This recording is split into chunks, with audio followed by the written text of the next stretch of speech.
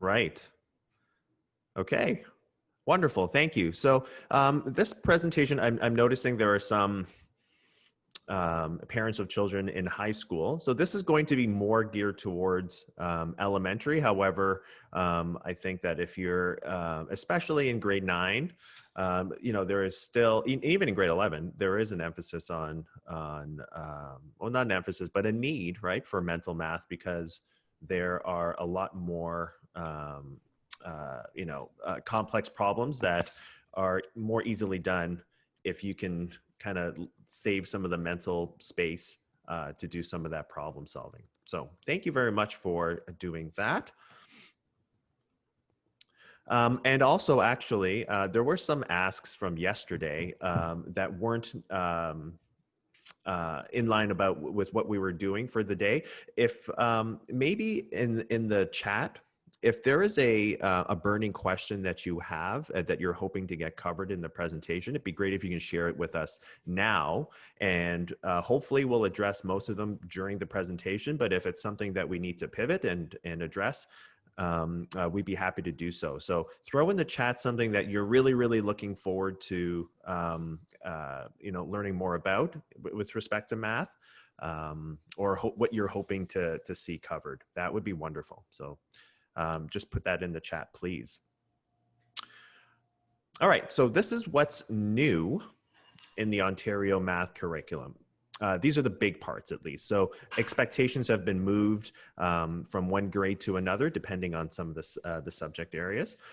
But coding is a new introduction that was asked by the ministry to be included in the new curriculum. So, from grade 1 to grade 2 or 3, there's an opportunity to do some sort of unplugged coding. So you don't necessarily have to do coding on a computer. Some of the first steps towards coding are actually really great to be done without technology, so to speak. But you'll see the progression of coding from grades 1 to 8 and its sophistication. Hopefully you'll sense a little bit of that with Kareen. Financial literacy is a new part. So it's more of an emphasis now than it used to be. Aspects of financial literacy have always been part of the curriculum, but more so towards, looking at not just how to use money, but about budgeting and also about, consumer and civic awareness around spending money. Mental math, which Mark is going to go over with you, has a much more emphasis in this new curriculum. So having explicit expectations around the strategies that we're hoping students will use throughout the grades is something that's definitely more emphasized now. This idea of mathematical modeling is new. So if you think about when you're looking at the news around COVID, around the COVID data, using it as, representing it as graphs and using that data to make predictions and making sense of a situation, that's in a way what math modeling is looking like. And we're hoping in different levels of sophistication, of course, from grades 1 to 8. And then finally, social emotional learning is an aspect that's new to this curriculum. It's been in the physical and health education curriculum before, and it's just now also into this curriculum. So basically, we want by the end of grade 8, students to continue loving math, because we know that students come in to schooling having an innate sense of curiosity about math and patterns and numbers. And we're just hoping that from the moment they enter school to the time that they leave in grade 8 on to high school, that they still see themselves as math learners and doers and thinkers. Just a point about changes in report cards. So in the past, from grades 1 to 8, you'll have seen that teachers have been reporting 5 different grades for math, 1 for each of the strands. Now, though, there will be just 1 mark. And it's really moving towards a more integrated approach to teaching math and also to assessing math. So we really do want to have those positive experiences where students are using math to solve some real world problems. And you don't necessarily just keep them in one area, like number, for instance, but we really pull it with data and also geometry as well, let's say. So all of these really great experiences that we want students to have in math, we're also going to assess them in that sort of the same manner. All right, so actually, well, I didn't want to flash that. I'm going to pass it over now to Mark to do a little bit of mental math with you. It's all good, Jason. Can you hear me? Yep. Good. Okay. Well, hello everyone. I'm super excited to be here, and I thought we could start by doing a little bit of math. So, Jason, let's do the big reveal. I love it. Yeah, and so my first thought is I'm very curious to know how you would think about doing 26 plus 9. And or maybe you have a kid at home, and how would they do 26 plus 9? And I really want to give you a couple minutes to think about this, or a minute. I'd say a couple if you were a student in grade 2 or 3. But you know, we're many of you, all of you are parents, so I imagine you might not need as much time to think about 26 plus 9. But I'm curious if you could, in the chat pod, record how you would solve this problem. And Mandy's got an idea already up. She says, well, she would do 26 plus 10 minus 1. That's a nice idea. And Crystal's saying, I think of rounding the 9 to a 10 and then taking 1 away. So quite similar. My daughter does this. She does this in grade 6. Yeah. So we've got 10s and 1s, mental math already, but may think about 25, 10 first, then add the 1s. I'm so glad Amy said mental math already, but may think about this as 25. And I'd love to chat with you more a little bit about that, Amy, but I think there's been this past belief that mental math is just something that you do in your head and that we can't get to see it. And so what's really interesting is when we actually talk about these ideas and what they look like. And so we've got Chad, he's got another idea with 26 plus 4 and then the 5. So he's really decomposing that 9 into the 4 and 5. Okay, and we've got some Chelsea. And Chelsea's really drawing my attention to saying things like, she's got some known facts, I call them. So something she's got some known facts. And so when she looks at something like 10, she always does something, which is a really nice thing to think about. Let's listen to 2 students. So I really want you to listen to, we're going to listen to these 2 students from TDSB. These are their ideas, and they're in primary grades. And we're going to listen to Broda's idea first, and then we're going to go right into listening to Elizabeth's idea. And I want you to listen for how their ideas are like yours, or how you see your ideas in their ideas. Hey everyone, Brody from Princess Margaret Public School had a great idea for solving 26 plus 9. 26, 10, 20, 5, 6, plus 9, 5, 6, 7, 8, 9. What he did was he took 4 from the 9, he decomposed 9 into the 5 and the 4, and he moved 4 from the 9 over to the 26 to make another 10. So 10, 20, 30, 5. So 26 plus 9 is 35. Okay, so that was Brody's idea, and now we're going to listen to Elizabeth's. Hey everyone, Elizabeth from Cliffwood Public School had a great idea for solving 26 plus 9. 26, 10, 20, 5, 6, plus 9, 5, 6, 7, 8, 9. What Elizabeth did was she turned the 9 into a 10.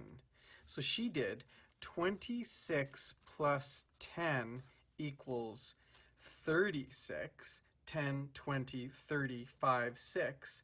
And then she knew she had to take away 1 that she added.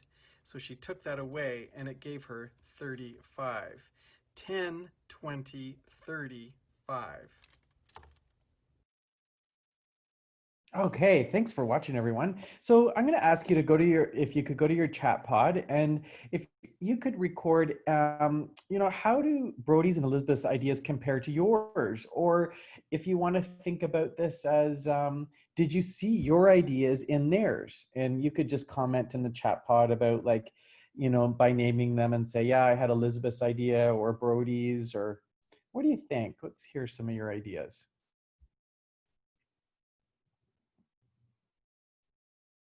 So yeah, Caesar saying like Brody was the one that he chose. Nancy, Brody. We've got some Gisette. She's Brody's. Oh, okay, Amy's got Elizabeth's. Um, yeah, Elizabeth's. Um, okay, so we've got some like Brody's and Elizabeth's. Interesting. Anybody here who is like, actually, my idea wasn't. I didn't see my idea at all in either of those. Anyone saying that? Anyone saying that? Chad is saying they're quite elegant ways to think about the same problem, which is nice. Yeah, yeah. Hmm. Anyone else say like, I didn't see my idea? No, neither. Okay, so PM saying neither of their ideas were in there. Yeah, and Zyla saying I didn't see any of my ideas either. Okay, so this can happen at home. You ask your kid about how to solve 26 plus 9, and let's think if for all those primary parents who have of primary kids, I want us to really think about how they might be solving this problem. Early learners of math, 26 plus 9, they will take 26 candies, 1, 2, 3, 4, 5, 6, 7, 8, 9, 10, 11, 12, 13, 14, 15, 16, 17, 18, 19, 20, 21, 22, 23, 24, 25, 26. They will count those all out by ones. They will put them in a pile. They will count out the 9, 1, 2, 3, 4, 5, 6, 7, 8, 9. They will put them in a pile, and then they will start again and start counting up from 1 all the way to 35, right? Now that is a strategy that we first see from using with beginning mental math strategies. It works. It gets the answer. But gosh, is that ever exciting? Exhausting? I mean, and it's a lot of counting. So what do we do? I imagine somebody here that I'm wondering if maybe Thai or Mandy or Zayla or PM did something like 26, 27, 28, 29, 30, 31, 32, 33, 34, 35. So counting on from that number. Okay, so we've got this almost like this continuum now, like that was a little bit less work counting by ones. So the question becomes, when we're doing these mental math strategies is how do we make these visible so that we can start to compare? And then how do we start, when we start to have these conversations about our strategies, when do we develop preferences? And I see some preferences coming up even in our comments. Like I see people saying, well, I did it old school. I may have stacked them and then I did, the 9 plus the 6. So I would, if somebody said that to me, I'd say, oh, well, you did the 9 plus the 6. Where do you see the 9 plus the 6 in those representations? Sorry, in those candies. Now, I'm not going to get too detailed unless somebody really wants to know. But did you notice how I organized those shapes, the arrangements of the shapes? So I put them into 5s. And the reason I did that was because we want kids to move on from counting by ones, and having them in that shape of 5 really helps to see that they can not have to count anymore, that it's 5. So really nice.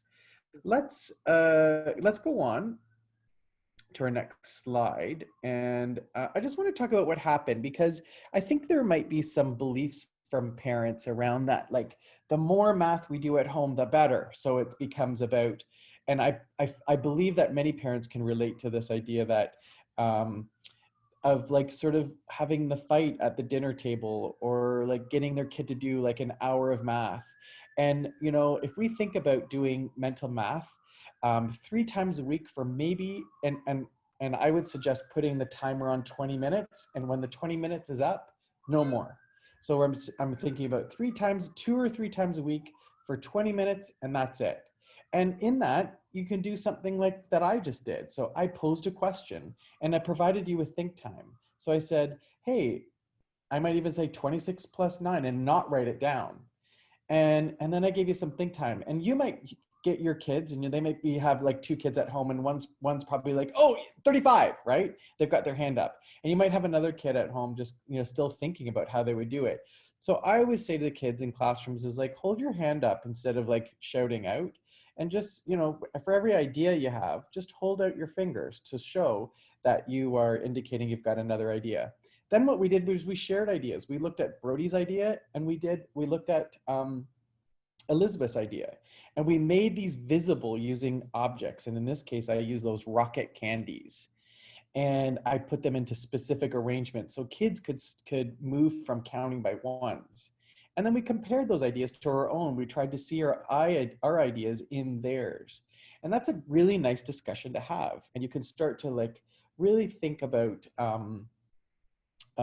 developing preferences for strategies over time, which is nice. Like I wonder if I saw a comment earlier from Helena, and she's like, she's like takes the 4 and she gives it to the 26. And so my question, what I would ask her all the time, like, so is that like, do you always do that? Do you always sort of make 10 and then see the leftover? And I'd ask her why, and she'd probably say I bet you she'd say something like, well, it's just easier for me. It's like, it makes it friendlier. And so there's that conversation of friendlier numbers. Okay, I know we're gonna go into the next one, Jason, and I know that there's a whole bunch of junior teachers here. Sorry, not teachers, parents of junior kids.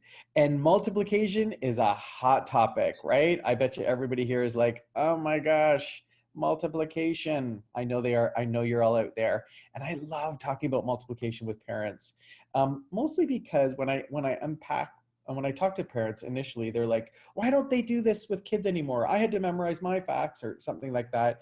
And then when we start to talk about strategies or their experiences with it, they'll eventually say to me, yeah, I'm not really much of a math person, and I didn't like it, So what other option is there? So I'd like us to think about, how we would solve 16 times 5. And again, I'm going to say this to you because I would say this to every time I work with kids is I really want to give you like 2 minutes or 1 minute to think about this, because mathematics takes time to do, and I want you to think about it. So if you could put your idea in the chat pod for how you would think about 16 times 5, how would you think about that? So yeah, some ideas are rolling in here.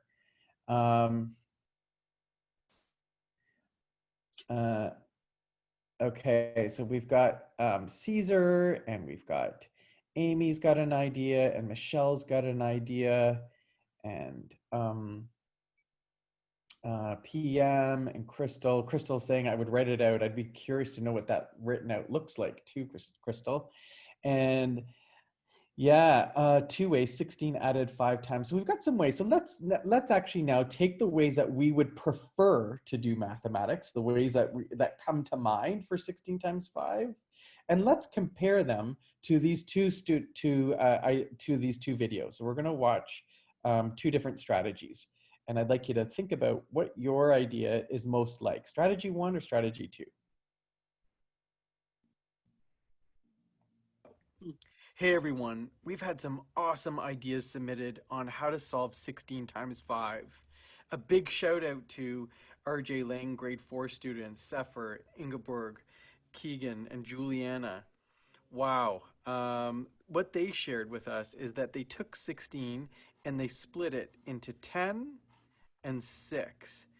And so 1, 2, 3, 4, 5, 6, 7, 8, 9, 10, and 1, 2, 3, 4, 5, 6. Then what they did was they multiplied that by 5.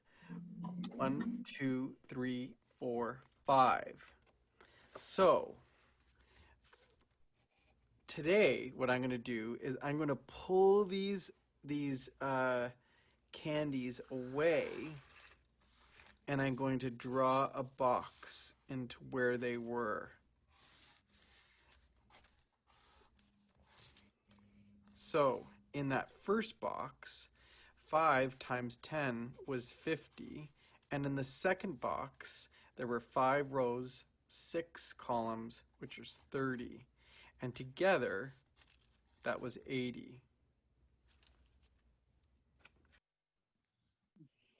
All right, and now we're going to look at the second video and see if you see your idea in that one. Hey everyone, we have a new idea for solving 16 times 5 this week. This comes to you from Natasha, Caleb, and Davika. So what they did was they took 16 times 5 and they halved the 16 to 8 and they doubled the 5 to 10. So here's what they did. We have 16 here by 5. And what they did was they halved the 16. I'm going to do it right here. And then they doubled. They took that and they halved and doubled the other side. So now 8 by 10 to get an 8 by 10. All right, which question do you like better? 16 times 5 or 8 times 10? All right, so what do you think? Did you strategy 1 or strategy 2? Can you indicate in the chat pod which idea is most like the one that you came to mind for you? Which one was the one that you did? Strategy 1, strategy 2, 1. Okay, any others? Oh, the second one was new for Crystal. It was foreign. She even described it. 1, 2, 1. Oh, so Crystal, what I would say to you is like, does that work all the time? And I do that. I do that with students, and I ask them if that works. Some of the teachers were answering questions in the chat pod. Oops. And I'm going to ask Jeremy. Okay. Oh, thank you.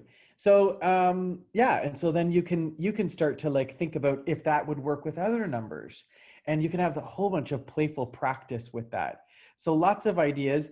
I really want to go back to somebody had a comment which was great, and they said, like I work with my kid at home, and I say to them, what about this?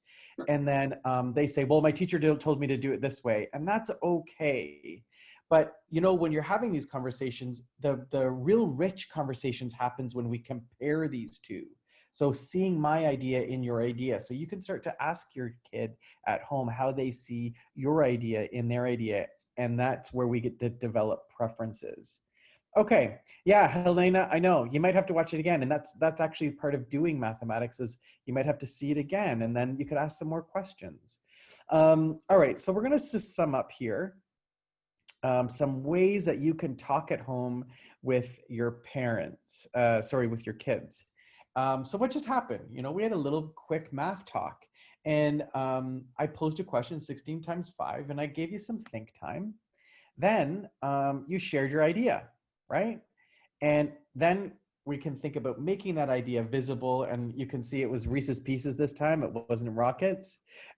We made those ideas visible to really think about groups of, and then an area, right? And then we were thinking about that doubling and halving strategy and what it looked like.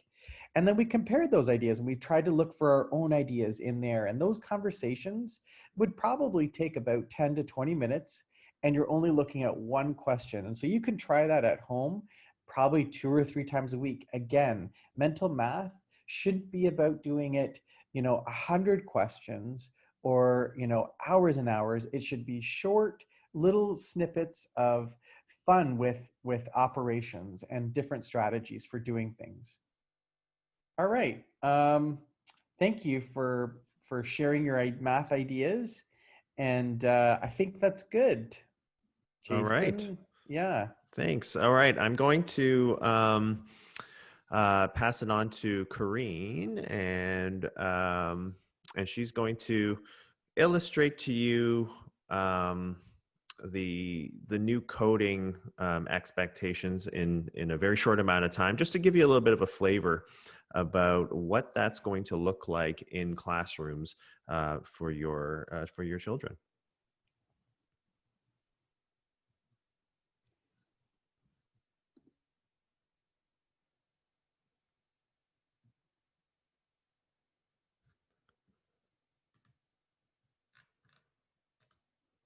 All right, Karine. Oh, sorry. I'm not sure if you're still on mute.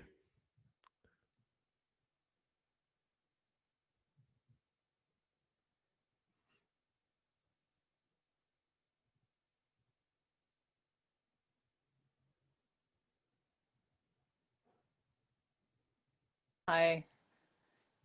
Can everybody hear me? Yep, we got you now. Okay, great.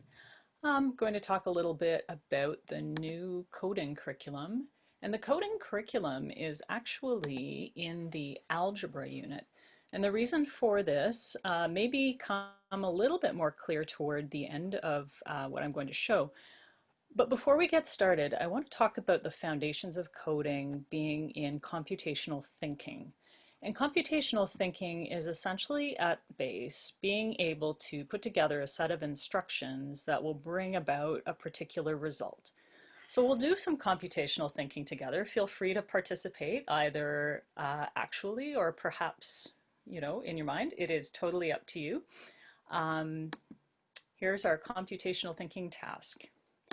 So when I say go, we're going to do some DPA, and we'll repeat 3 times, slide to the left, slide to the right, and then pause for 2 seconds. And then for 8 seconds, if you are a morning person, dance like Yoda. If you're an evening person, make a rainbow like SpongeBob, and otherwise do a happy move of your choice, and then we'll be done. Everybody ready? Okay, go. Slide to the left, slide to the right, pause, pause. Now move, 2, 3, 4, 5, 6, 7, 8, and done.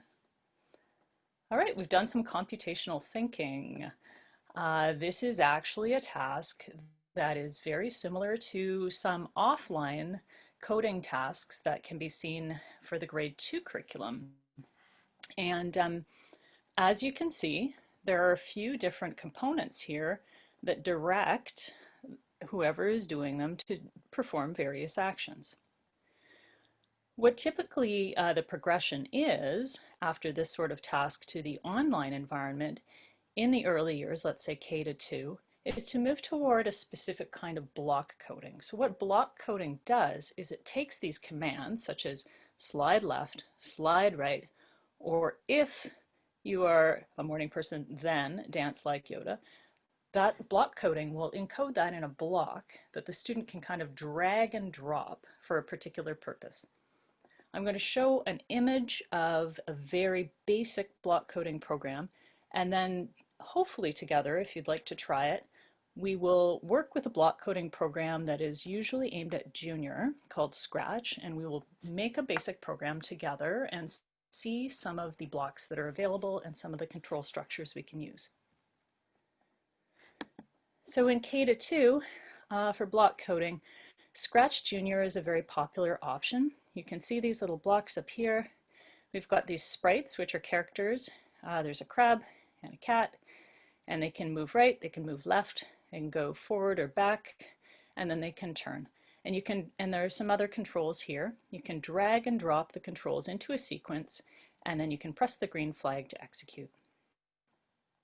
So what I'd like to do right now is to have us have an opportunity to try this, if you'd like, at a slightly more sophisticated level with a program called Scratch. Now, if your students are doing online coding in school, Scratch is a very popular option.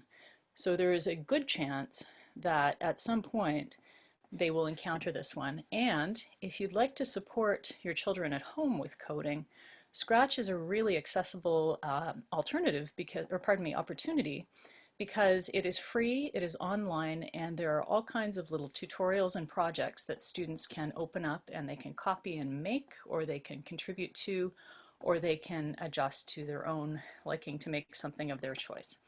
So what I will do is I'm going to put the link in the chat box, and oops, that is not it. So if you'll give me a second.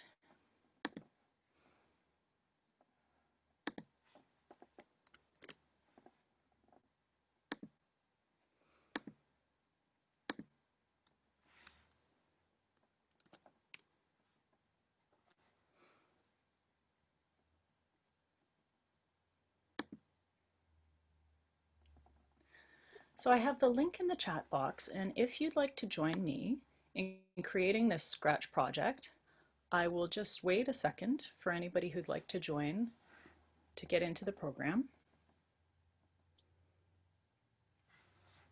And what we'll do once we're in is I'm just going to close the little video, although you could watch it another time. And we have the cat sprite here. We could choose another one down at the bottom if we want. There are all kinds of options. You can upload your own as well. There are people, there are fruit, there are objects, there are animals, whatever you like.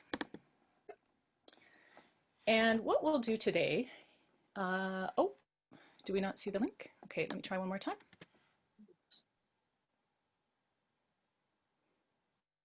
Is it there?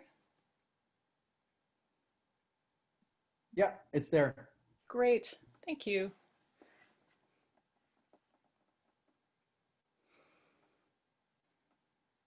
So I'll just wait a second.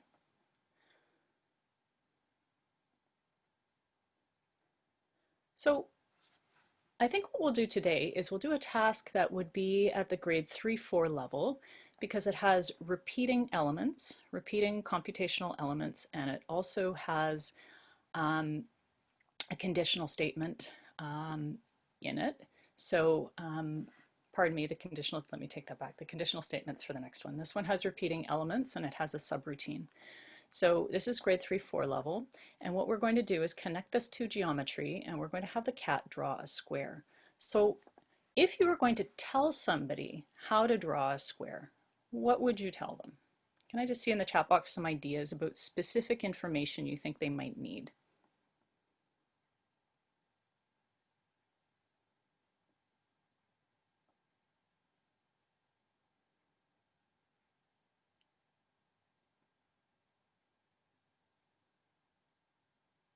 What has to happen?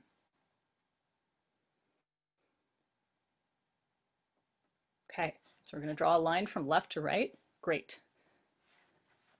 Draw 4 lines that are of equal length, make an enclosed space, and are perpendicular to each other. Yes. Okay. We need a start point. That's right. Good. These are all great ideas.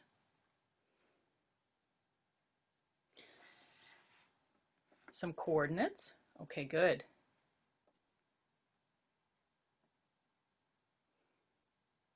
Straight line or a curved line, same length or not. Okay, so we have to be specific and we have to be able to connect the lines together.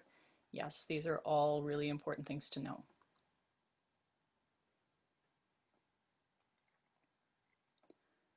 So I think what I'll do right now, 4 lines that cross each other, 2 parallel and 2 perpendicular to the original ones. Good, good, okay. So one of the things in coding, as we move up through the grades, by the time students get to grade 5, they're starting to look at ideas of, or 6, starting to look at ideas of how you can take your code and make it a little bit more efficient. And so what we'll do here is we'll choose a very efficient method, probably not the only one, but an efficient method of drawing a square with the cat. So I'm not going to specify start coordinates here, but I may get to them in a subsequent exercise. But what we will do is we will specify that we have to start the event. So I am going to start with when green flag clicked. And that means when we click the green flag, all of the commands will run and our program will execute, and hopefully we get a square. The other thing we need to do, I'm going to go down to the bottom left-hand corner. We need to just get an extension for a pen so we can make our drawing. And I'm going to specify that the pen has to go down. And maybe I want a pink square. So we'll set our pen color. How many times do I need to draw the line that makes the square?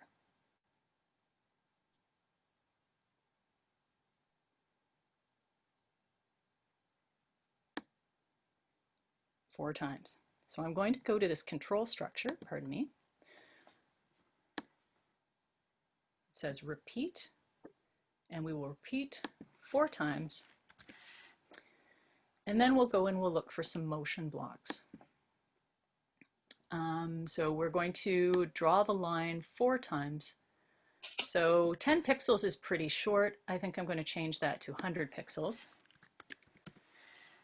Is there anything else that the cat needs to do other than move 100 steps 4 times? If you look at the blocks, what else could I put in?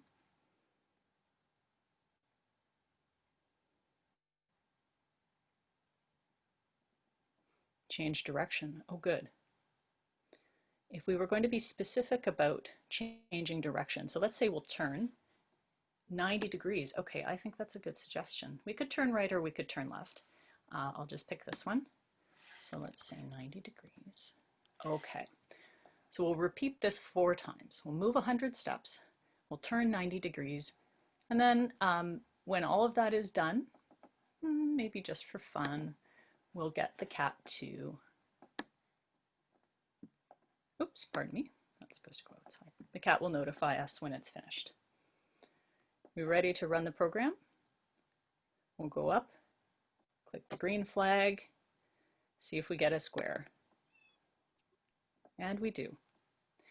So this is a really basic geometry program that we can expand upon to ask kids further questions. We can ask them how they might draw a triangle, for example, which is a little bit more challenging because although the internal angle for an equilateral triangle is 60 degrees, the external angle is 120. So it's interesting to see if kids will pick that up when they try to make the triangle.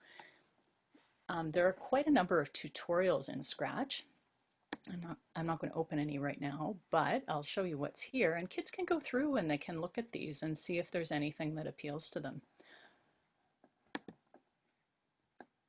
Just going to, pardon me,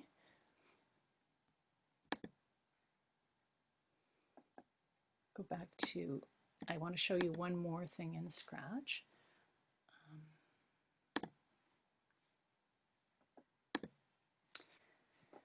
There are a lot of projects that have been developed by the team for kids to build and learn, and I'm not quite sure if you will hear the audio on this one, but I'm going to open it up just for a minute because there's something interesting about this one. It's called DJ Scratch.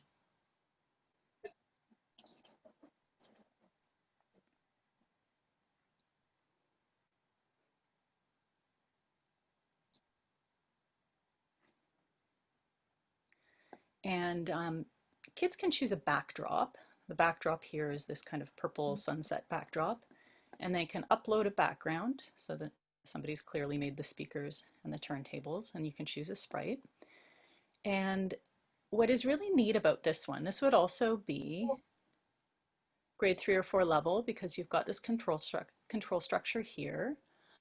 But what's really neat is that there's user input here. So this is a program where kids can learn that when the user does something, such as pressing a key, the sprite also does something. So in this case, different sounds are made. I'm going to try it. Please let me know if you can hear it. We can kind of hear it.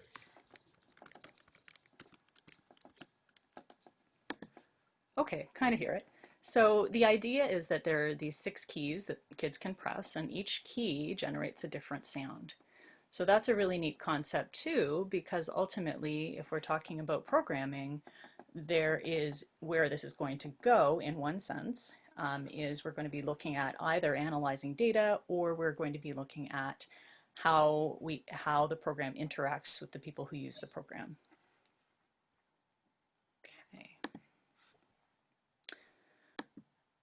So I talked about block coding. What kids will also see is a transition to text-based coding, which is the coding that if kids make computer programs when they're older, such as maybe using Python in secondary, they'll be using this text-based coding instead of the blocks. And what I'm showing here is actually exactly the same thing we just did with the square, except translated into text-based coding with a program called Links. So we dragged in the blocks that said we were going to repeat 4 times the process of moving forward 100 times and right 90 times.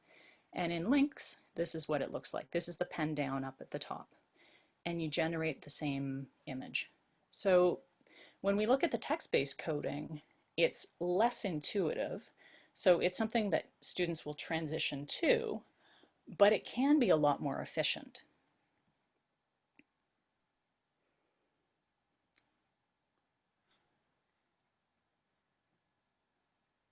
Just going to pause for 1 second because I seem to have lost the chat box. Just want to be able to see.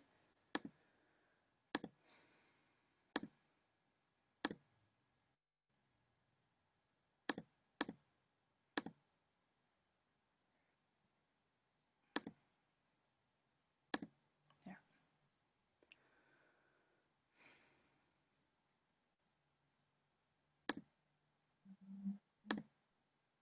Okay, thank you. I'm good. காய்ச்சிக்கிட்டே இருக்காங்க அரைச்சிக்கிட்டே Okay. All right. Thanks, Karine. Yeah. Oh, wait. Oh, sorry. Oh, you got some more. Oh, yeah, yeah. Sorry. Yeah, sorry. No, I just needed to I didn't have my chat box. I'm sorry. I was trying to find it. Oh, no problem. So the last thing that I wanted to show before I kind of make some connections to secondary is some further connections that this is going to make to not only geometry, but also transitions to explicit algebra connections. So this task is a grade 7-8 level task. It's grade 7 level in terms of the coding because there is a functional unit here that has an if-then, or like, pardon me, a conditional statement nested within it. And okay, I'll come back to the name for the functional unit in a minute. But it also, in terms of the math, is connected to grade 8 because it has, well, it has linear relations and it has inequalities in it. So I'll start by asking a question that I might ask students if I were going to have them look at this program. This is a program that's done in Scratch, and it's created by George Gadonitis at University of Western Ontario. And so something's going to happen when the flag is clicked. And that something is going to happen forever. So if I were to show this to students, I might say, what is this first piece with the 2 blocks specifying? What does this mean? What are we doing with X and what are we doing with Y?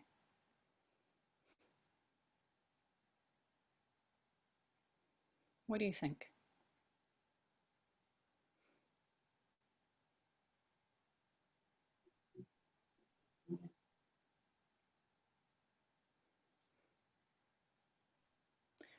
Right, it looks like seeing them to a position, setting them to a position. That's right. Is there something special about the, yes, right? There's a range of Y values and there are X values as well. Are we picking specific values? That's kind of a trick question because they are specific, but they're random, right? Okay, so we're picking some random numbers. We're plotting a random point. Oh, good. Yeah, that's right, because we have an X and a Y coordinate, and the X and the Y coordinate are going to specify a point on the graph. Okay, good. So then when we have our X and Y coordinate, I'm going to move on to the conditional, the if-then, and there's something special about the X and Y coordinates.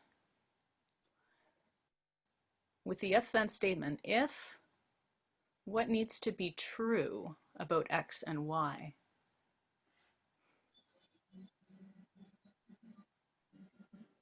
If we read this statement right here,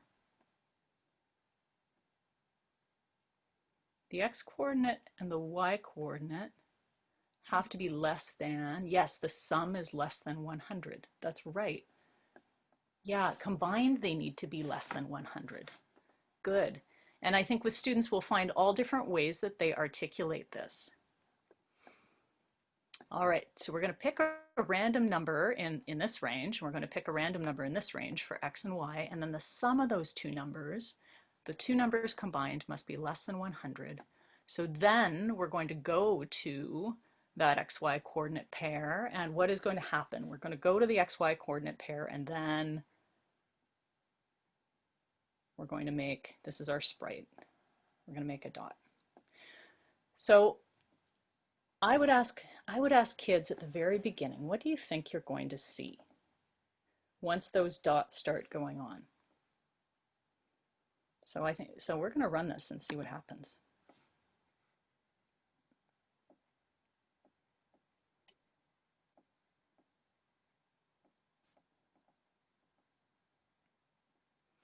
Loading.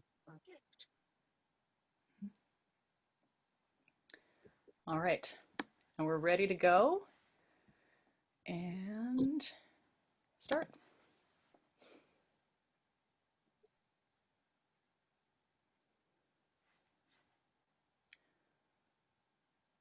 So I'm just going to stop it for a minute. What do you notice about where the dots are on the graph? What do you notice, and what do you wonder about the dots?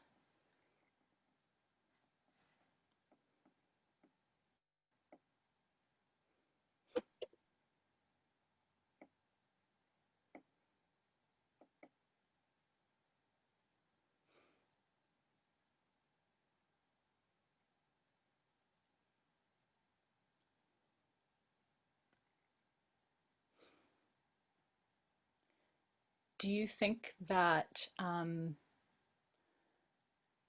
less than 100?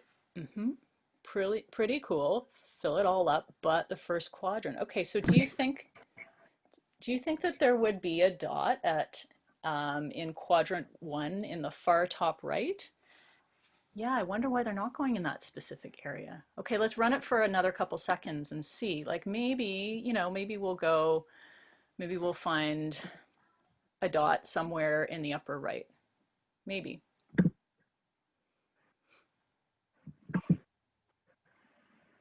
So while we're waiting to get a better picture of what's happening, I'm just going to talk about how this connects to a couple different areas in grade 8 math, one of which is considering inequalities and the graphs of inequalities, and the other of which is linear relationships. Okay, interesting, right? So we've got something about y there, like what is the y going up to?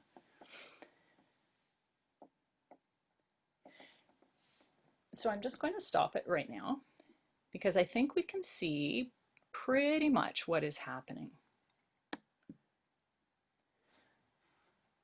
This seems to be the boundary between the dotted area and the not dotted area. And this line here, students will be doing patterning in algebra and starting to learn about linear equations, linear relationships. And this is a linear relationship. It's a diagonal straight line. And the equation of that line is x plus y equals 100. And anything less than that gets a dot, and anything more than that does not get a dot. So this is a really cool task where kids can connect the programming that they're doing with Scratch with the algebra that they're learning in grade 8 and also the number strand when they're talking about inequalities. So I'm just going to wrap up because I'm mindful of the time, and Jason has some really good stuff to share with you. So the last thing I want to talk about is just where we're going with this. So I noticed in the chat pod, somebody had mentioned supporting students in secondary. And when we're in secondary, well, this looks a whole lot like the activity that we did at the very beginning with the dancing and the moving. This is a function. So students would learn about something like this in grade 11 or 12. And it's really the same idea. So we're going to take any real number, which we'll call x, and this tells us a set of directions. It tells us we'll add 5, multiply by a quarter, cube the result, multiply it by 2, and subtract 1, and all the output values are going to give you this graph. So really, actually, mathematically more sophisticated, but conceptually really similar to the DPA activity we did at the start. Okay, I'm going to hand it over to Jason right now. Stop sharing my screen. Thank you so much, Karine. Yeah, you're welcome. All right. So for the last part, I'm just going to walk you through a couple digital tools so that you can kind of see what is available to you at home for you to support and extend the learning or continue on the learning, for your children. So I'm going to highlight very quickly 4. So these are all free for teachers and students and parents to use both at school and at home. I'm going to walk through Knowledge Hook first. So Knowledge Hook is a program that's available for every teacher from grades 3 to 10, although they just added some questions that don't involve, or tasks that don't involve language, so that kids don't need to read proficiently to answer these questions. So on the student-facing side, teachers can assign questions to students using Knowledge Hook, but let's say they haven't yet. Students can actually still continue to try questions at home, as many as they essentially want. So I'm pretending to be a grade 3 student here. You would just click on the solve button, and students can then continue and choose any kind of topic that they want. So if you click at number sense, for instance, you can look at all of these different activities. I'll just click on one of them. It states a learning goal. And when you continue, there's a question here, and there's, it's typically a multiple choice question. If students need a hint, then they can access that. Some questions will also have manipulatives here. In this case, there's a calculator, but then in some other cases, there might be like an online virtual manipulative, for instance. Okay, so in a nutshell, that's kind of the flavor of Knowledge Hook. And what happens is that students can then get bots and collect things. So you can see here, you get 700 more experience points until you get your next bot. So there's sort of like a game element to it, or like a collecting element to this. So that's used as a bit of an incentive and a hook for students to continue to answer some questions. TVO Mathify is another example of a tool that you can use at home. So Mathify is paid by TVO. And if you have a child from grades 6 to 10, they actually provide free one-on-one tutoring with an Ontario certified teacher. And the only thing that you would need to register is your OEN, your Ontario education number, and you can find that on any report card that you have. So the tutoring is free. It's from Monday to Friday at 9 a.m. to 9 p.m., as well as 3:30 to 9 p.m. on Sunday nights as well. So again, they're all qualified teachers, and it's free. So please take advantage of that. TVO Empower has games for students from kindergarten to grade 6 to play. And I'm just going to show you an activity from grade 1. So this is an example of situating problems in actual, real life situations. Okay. So I'm just going to press play here, just so that you get a flavor of it. Let's solve addition and subtraction problems at the medical clinic using a variety of strategies and tools. Thank goodness you're here to help. We're quite busy today. Each waiting patient needs a ticket. Tap the ticket machine. I'm ready to see my first patient. Which patient has the ticket showing 1 more than 9? Tap the ticket. So you can see that it's game based, it's situational based, and it's meant to be fun. Again, that's TVO Empower. You can feel free to access that. These are all things that you can just Google and search for. And the last one that I just wanted to highlight is the Center for Education in Math and Computing through the University of Waterloo. Just noticed that there was, we have some parents with high school children. But actually, this resource could be used from grades, I would say grades 3 or 4 and up.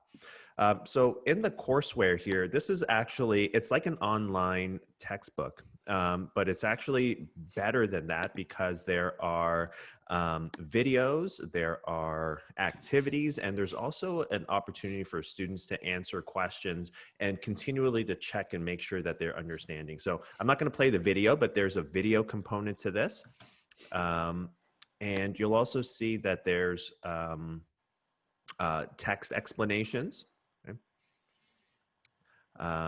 And there's like check your understanding questions as well. Okay. And then there should be, I don't know about this one, but they also have simulations as well that you can do. So that's the CEMC courseware. You could also,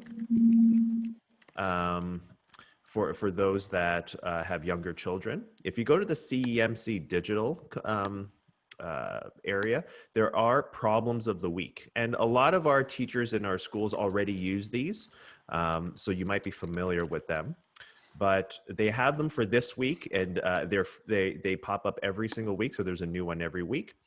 And they don't have the answers to them yet posted.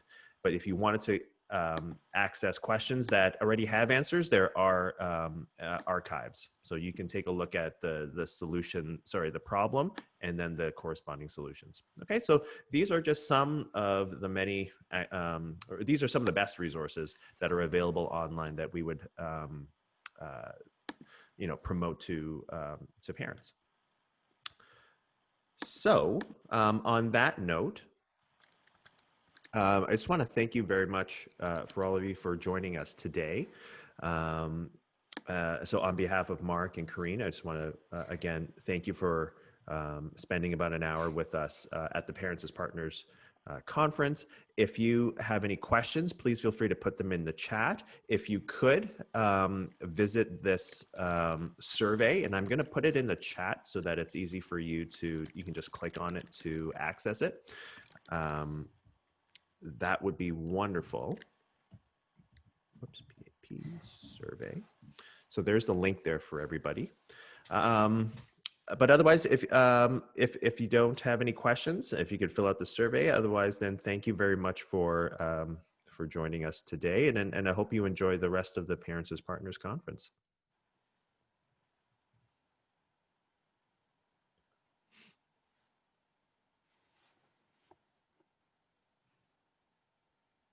So did you see Helena's question? She says, for children who need concrete methods to learn, what would you suggest?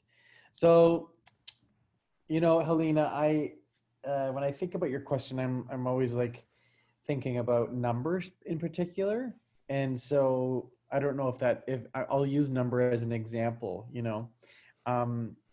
but in those 2 videos that I showed you, like I'm actually taking the material and I'm showing the action that's involved in thinking about that very symbolic notation of just the numbers alone. And so it's really nice to have those concrete materials to move, like the actions to move them around. So I mean, it says you're asking, like, I think you're asking about is the materials that we're using.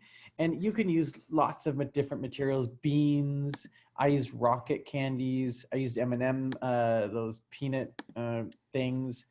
Blocks are great. Yeah, the blocks are great. If you're referring to the base 10 blocks, they're also great. I know people use Lego, but I have to point out that one of the reasons I'm using this, and I'll just say, I don't know if you can see this, but I'm using this rocket, is because research has shown that, like, when this is an arrangement of 5, that kids can actually see that it's 5 and that they don't have to count anymore. If the arrangement is like a block and it shows in a row, it actually promotes them counting. So if it's in a row, they will actually tend to count. Whereas if it's in that arrangement of 5, they won't count. So I think the materials do lend themselves to supporting the different math that could come out. Yeah, and I think it's the 5 and the 10 anchor that's really important. So it's not just about using the materials themselves, but to Mark's point, how they're arranged is really important, and then really getting students to get comfortable with those benchmarks of 5 and 10, and arranging them strategically. Do you feel that there is still a place for memorizing the multiplication table? You know what? Can I just sort of before I like to think about it as not necessarily memorizing, but recalling facts. So like the whole idea of like I know facts. So for me, like I remember my mom sort of taking the flashcard up, and it was like 7 times 7. And if I didn't have it memorized, she gave me the flashcard and told me to go into the other room and look at it harder. Right. So, you know, I come back, she'd use the flashcard. And if I could not see that 7 times 7 was 49, like 49 flat go into my head, then I just had, the only strategy I had was to go and look at it harder. Whereas, you know, I think recalling facts is really important. So if I have 7 times 7 and I haven't memorized that, I'll use the word memorized, or I can't recall it quickly, I like recalling it quickly, then what I can use is I can derive a fact. I can derive 7 times 7 from an already known fact. So I can go, well, I don't know 7 times 7, but I do know 7 times 5, and I do know 7 times 2, or I do know blah, blah, blah. And so then I can recall that fact to generate or derive a new fact. So now I'll stop talking. What do you think, Jason? Or what do you think? Yeah, I agree with that. I think that there's a very natural progression that we're exposing students when we're getting them to learn multiplication facts. Like we start with, you know, multiples of 2 and multiples of 5, right? Multiples of 10. You know, the square numbers, right? Like 1 times 1, 2 times 2, 3 times 3. Like kids enjoy, you know, answering those. You know, we know the 1 times table, and then once you start to, you know, paint a picture of so many of those facts, you then start to only see certain ones that, yeah, maybe you might need to memorize a few of those, but really, if we're hoping that students are understanding so that they can then recall, you know, through understanding, and then that then builds some automaticity. Because if you are doing 7 times 7 as 7 times 5 and then 7 times 2, and then you're always getting 49, eventually the 7 times 7 will just come back to you as 49. And that's what we're hoping that's going to happen. That's that process. And so we really don't want to have students full on memorizing if they don't yet understand, because then they won't be able to be as flexible with some of the numbers later on, right? Like when we can develop these facts through that fluency and that flexibility with numbers, that's going to pay off a lot further down the road as well. Yeah, and I just wanted to say in secondary, I know Jason earlier, you had mentioned how automaticity is going to be really important in secondary because there won't be the opportunity to spend a lot of time recalling basic facts. Another piece of that too, I think, is that when we develop automaticity, we also develop an understanding of how numbers work and what they're telling us. And when we get to secondary, we're starting to look at how relationships work and how models work and what they're telling us. And so there's like layer upon layer of kind of looking at those sort of relationships, and numerical relationships are at base, and those should be the foundation. And so there's not only the recall piece, but there's also kind of like the development of mathematical thinking piece, and that lies at the bottom of everything that's going to come.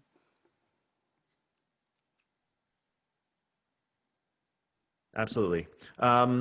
Amy has said, where can I find real life problems? So I would say, like the CEMC that I just said, there are some very rich questions there for both middle and high school students. So looking at the problem of the week, problem of the month. There's also things like, and people can help me out as well, but so tap into Teen Minds, right? So the Kyle Pierce, John Orr, looking at the 3-act tasks.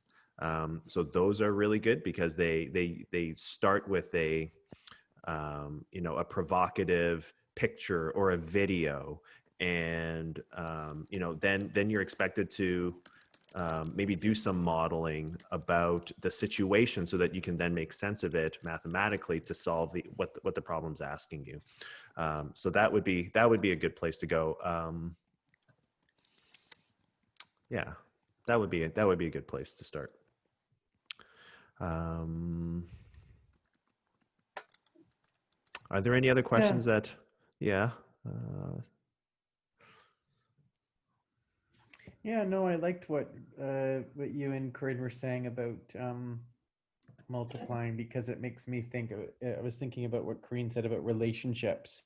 So to study numbers as related facts, right? So I don't know this fact, but what is a related fact that I do know? So I'm always relying on what I do know to find out something that I don't know. So a great question you can ask your kid at home, like your kid, you ask your kid a question, they're like, I don't know.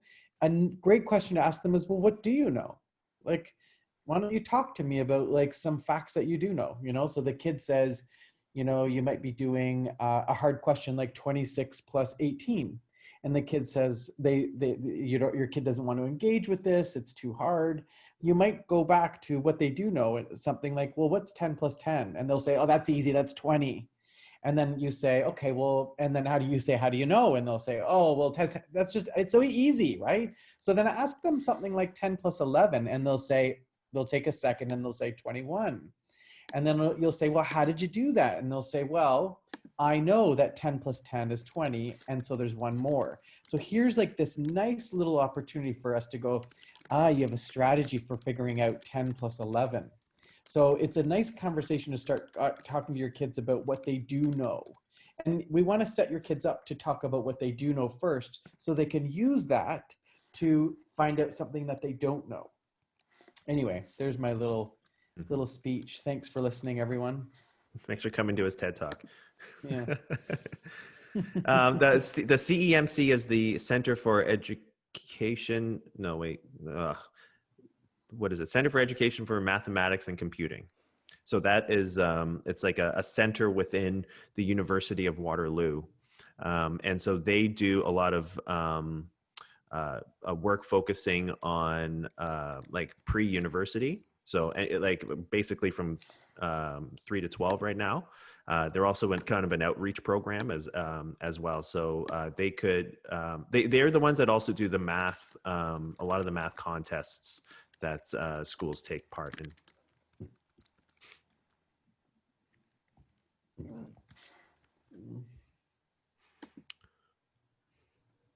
All right, are there any other questions? I think we're starting to drop off. There's 34 people still on, but that's 10 less, I think. So. Right. All right.